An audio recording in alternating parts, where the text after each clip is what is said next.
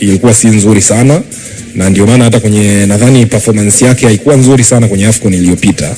Sasa hivi ni kama anarudi. Kwa hiyo credit to him, ni matumaini kwamba ata maintain hii quality. Kuna pressure kubwa sana kwenye kikosi cha Morocco Richi, kwa sababu ya ubora wa wachezaji, lakini pia kila mtu anafahamu kwamba Morocco kwa sasa hivi ndio ina the best developed players kwenye bara zima la Afrika hili, kwa sababu nadhani robo tatu ya wachezaji wamekuwa developed nje huko Hispania kama kina Ashraf Hakimi na wengineo kwenye maeneo mengine, lakini ile pressure ya kwamba nyinyi mna kila kitu, mnatakiwa kushinda tu, ndio kitu kinachoweza kuwakwamisha, kwa sababu AFCON ya mwisho walitoa mwaka 1976 wakati huyu mfalme sasa hivi huyu mfalme wa Morocco wakati huo alikuwa na umri wa miaka 9. Na unaona kwa mfano huyu mtoto wa mfalme yule Prince Moulay anavyokuja uwanjani, anakuwa treated kwa heshima vile, kijana mwenye miaka 22. Yes, ndio jinsi ambavyo huyu mfalme wa sasa hivi wakati huo akiwa even younger kuliko huyu mtoto wake sasa hivi alikuwa anapata treatment hiyo, kwa sababu alikuwa anajulikana kwamba huyu ndio mtu ambaye anakuja kurithi nafasi ya ufalme, na of course is passionate na mpira. Kwa hiyo wa Morocco wengi wana matumaini kwamba ile historia itajirudia, yani itarudi full circle kutoka mwaka 1976 mpaka leo hii. Na mimi I'm rooting for Morocco kiukweli, as much as kuna timu kama South Africa ambao natamani kushinda, lakini kama sio timu kama South Africa, my next pick ni Morocco, kwa sababu nafahamu kwa mfano I'm sure kama Walid Regragui asipochukua hii AFCON anafukuzwa kazi. Na hapo ndipo nitaamini mpira uko fair. Hata kama nani Fauzi ni mshikaji wake sana, wanakula wote shisha sijui nini, lakini sidhani kama wanamsamehe, especially kwa kazi inayofanywa na mmoja wa wasaidizi wa Walid, yule Tariq Sektawi ambaye amebeba CHAN juzi, kabeba ile FIFA Arab Cup.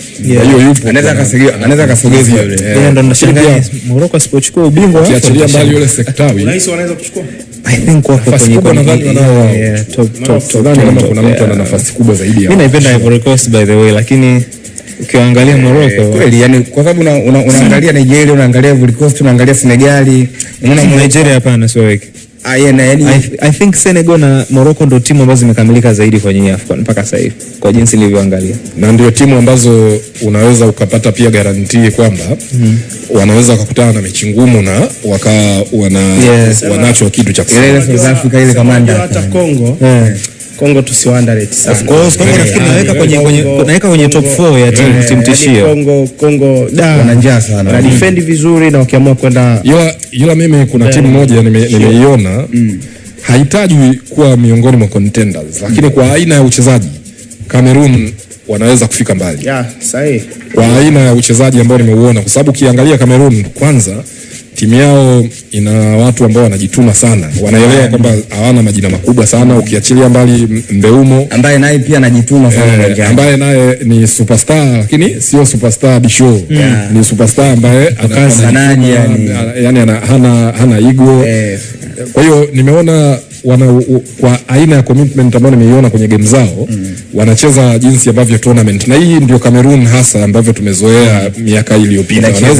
Hasa pacha wake Cameroon kwenye hii tournament ya Ivory Coast, hata Cote d'Ivoire, unaona jinsi wanacheza Ivory Coast. Cote d'Ivoire kujituma, nimenotice, sijui kama nyinyi wengine mmenotice, wana utegemezi mkubwa sana kwa Ahmad, to the extent kwamba naamini kuna siku kwenye game Ahmad yakishikwa wanaweza wakakosa mambo wakakosa option.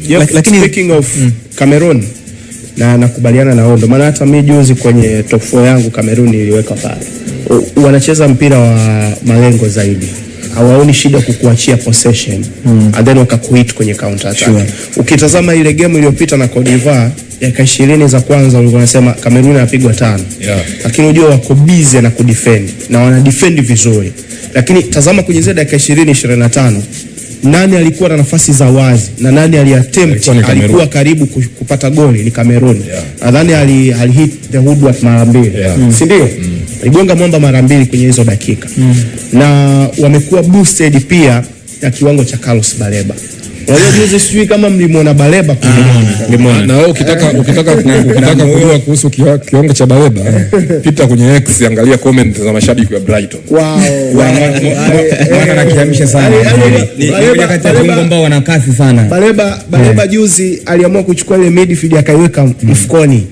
Imagine siku moja nakutana midfield ya Baleba na Noah Sadiki. Mimi niliona kwanza hivyo anavyomzungumzia Baleba, mimi niliona alipata kadi ya njano mapema, nikahisi hofu kwamba huyu anaweza akachukua nyekundu kwa ugumu wa mechi.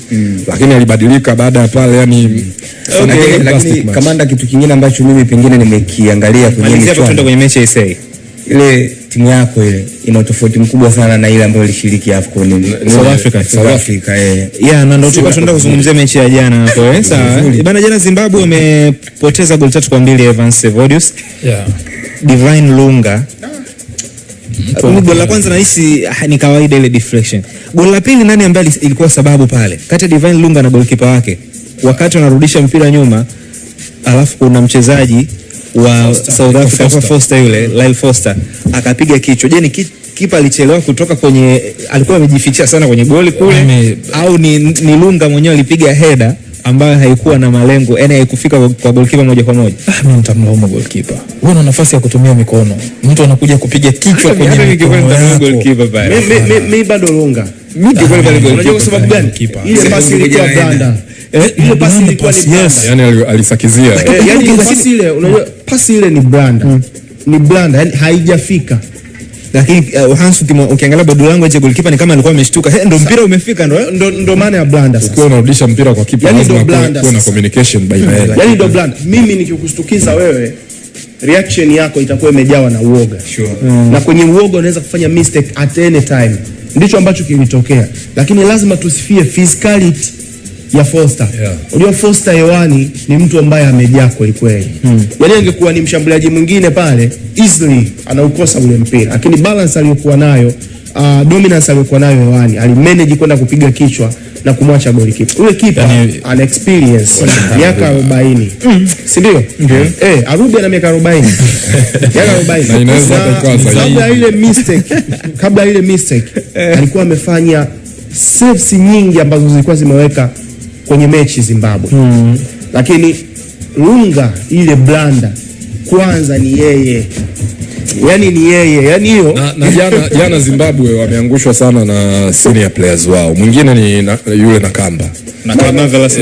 Penalty gani ya kutoa hii? Lakini ni bahati mbaya. Hapana, haiwezi kuwa bahati mbaya. Bahati mbaya. Hans, yani uwezo ukadai vile, yani uwezo kudai vile kama goalkeeper. Evans, ngoja nikwambie, kwa sababu gani ni bahati mbaya? Yule pale, hebu nirudie ile kugonga mkono. Yani yule alivoruka vile, alijua anaenda kuhedi na kichwa. Hans, hakuna diving head inaruka vile. Yani yule alikusudia. Hapana, hajakusudia. Yani mimi unajua kwa nini mimi naamini sio kwamba imetokea bahati mbaya.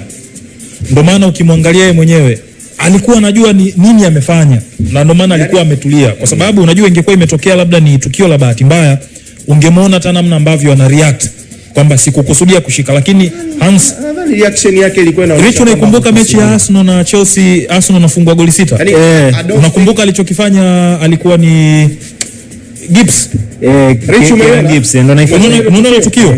Yani kuna situations zinatokea ukiwa unacheza hiyo diving header, huwezi kunyosha mikono huku. Yani hiyo moja, lakini pili, diving header ile aliyoattempt kuruka, yani kurukia pembeni vile is very risky, kwa sababu angeweza kujibamiza hata kwenye mwamba, ujue pale. Ndio maana akatumia mkono. Yani unajua ile alivoruka moja kwa moja anaenda chini. Na unajua ukiwa unadondoka chini, lazima utafute balance ya mkono. Yani huwezi kwenda kuruka afu mikono umeiweka kwenye shida moja ya Zimbabwe wao kwenye timu yao ya taifa. Richo, umeona wao wana mechi moja wanaikamia kuliko mechi zote, ni mechi dhidi ya South Africa. Sababu wachezaji wao wengi bora ni penalty. Yule Divine Lunga acheza Mamelodi Sundowns, Washington arudi yuko Marumo Gallants. Na mimi nimeshangaa, of course Arubi sio kipa mbaya, ni kipa mzuri, lakini mategemeo yangu alikuwa ni kwamba angekuwa kipa namba 2. Nilitegemea kwamba kipa namba 1 angekuwa ni Elvis Chipezeze ambaye ni kipa wa Magesi United, nayo inashiriki PSL. Lakini shida ya Zimbabwe ni moja, kwamba wanakamia mchezo alafu wanaukamia huku wakiwa second team, kwamba sisi tu react baada ya, manake walikuwa wanatanguliwa wao wanasawazisha. Of course South Africa na timu yao ina changamoto moja kubwa ambayo nimejiona kwenye eneo la ulinzi. Kuna kitu kimepungua, kuna mistake nyingi binafsi zinafanywa hasa na watu wawili nimeona. Kuna Obre Modiba anacheza kushoto, na katika wale mabeki wa kati Siyabonga Ngezana ambaye anacheza na Mbekezeli Mbokazi. Of course Mbokazi sio mchezaji mbaya, na jana alipikwa kwenye goli la kwanza lile. Nilikuwa nasema lile goli alikaangwa ile mara ya kwanza, yule dogo anapigwa chenga, unajua toka ameanza kuonekana, na kwa defender mmoja makini sana aliyowakaanga anaitwa Tawanda Maswahise. Kwa hiyo ambacho mimi nimekiona changamoto kwa South Africa ni approach ya mchezo. Hugo Broos ni kocha ambaye ana mentality ya kulinda kwanza, kwa bwana hao watu ni wazuie regardless mtu aliyeko mbele yao, kwa sababu kwangu mimi kama ni kocha wa Bafana dhidi ya Zimbabwe, mimi Zimbabwe siwawekei viungo wawili wa ulinzi mmoja yake. Hugo Broos katika timu yake piga huwa lazima awe na DMs wawili, na anaweza akaweka wakati mwingine hata watatu. Kwa mfano kwenye game ya Egypt alipanga viungo wa ulinzi watatu, kwa sababu Tebogo Mokoena ni kiungo wa ulinzi, yule Sifilele Sitole Yaya ni kiungo wa ulinzi, lakini akaongeza na mwingine ambaye alimpeleka kwenye namba 10, lakini yule jamaa kikawaida ni DM. Sasa South Africa ina wachezaji wenye vipaji, wana uwezo wa control mchezo, lakini yule kocha kwa sababu yeye mwenyewe nature yake, zamani akiwa anacheza mpira Hugo Broos alikuwa central defender, unajua, na amecheza World Cup ya mwaka 86 akiwa na Belgium. Kwa hiyo mentality yake ni kuzuia kwanza.